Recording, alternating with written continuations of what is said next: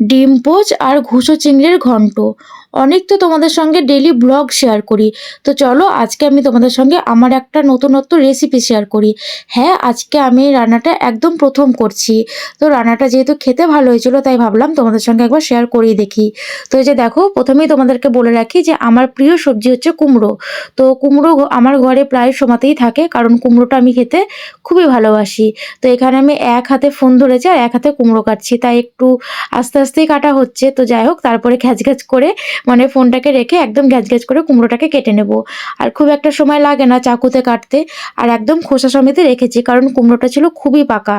তারপরে যে দেখো, রান্না করতেও শুরু করে দিয়েছি। তো এখানে আমি ঘুষো চিংড়িগুলোকে ভেজে নিলাম। আর এখানে একটা মশলার পেস্ট বানিয়ে নেব। তো প্রথমেই আমি এর মধ্যে দিয়ে দিলাম একটুখানি গোটা জিরে, তার মধ্যে দিয়ে দিলাম 4-5টার মতো শুকনো লঙ্কা, আর তারই মধ্যে আমি দিয়ে দিলাম কিছুটা আদা।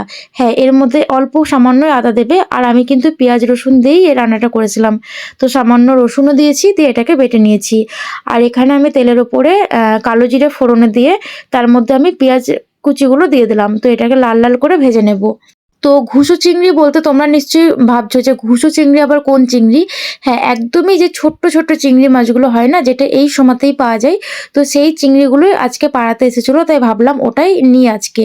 তো অল্প করে নিয়েছিলাম, তো সেই চিংড়ি মাছ দিয়ে আজকে কুমড়োর ঘন্ট রান্না করব। সত্যি খেতে কিন্তু দারুণ হয়েছিল, তোমরা চাইলে কিন্তু খেয়ে দেখতে পারো। আর হ্যাঁ, এটা কিন্তু ছোট চিংড়ি না, একটুখানি বড় সাইজের চিংড়ি দিয়েও ভালো লাগে। তো তারপরে যে দেখো, পেঁয়াজগুলোকে ভাজা করার পরে তার মধ্যে বেটে রাখা মশলাটা দিয়ে দিলাম আর একটু হলুদ দিয়ে দিলাম। এরপরে মশলাটাকে ভালো করে কষিয়ে নিলাম। তার মধ্যে কেটে রাখা আলু আর কুমড়ো দিলাম। হ্যাঁ, কুমড়োর সাথে আমি একটু আলুও দিয়েছিলাম। তার মধ্যে এর মধ্যে নুনও দিয়ে দিলাম, দিয়ে যাতে তাড়াতাড়ি কুমড়োটা সেদ্ধ হয়ে যায়, মানে কুমড়োর আলুটা। তো এবারে মশলার সঙ্গে এই কুমড়োটাকে ভালো করে একটু কষিয়ে নেব, মানে জলটা যতক্ষণ না শুকিয়ে যাচ্ছে। তারপরে সামান্য একটু জল দিয়ে এটাকে সেদ্ধ করে নেব।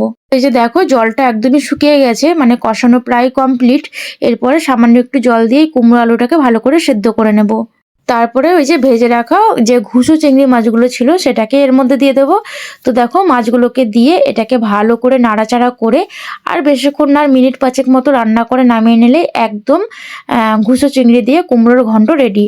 তো তোমরা কিন্তু এভাবে একবার বানিয়ে খেয়ে দেখতে পারো, সত্যিই ভালো হয়।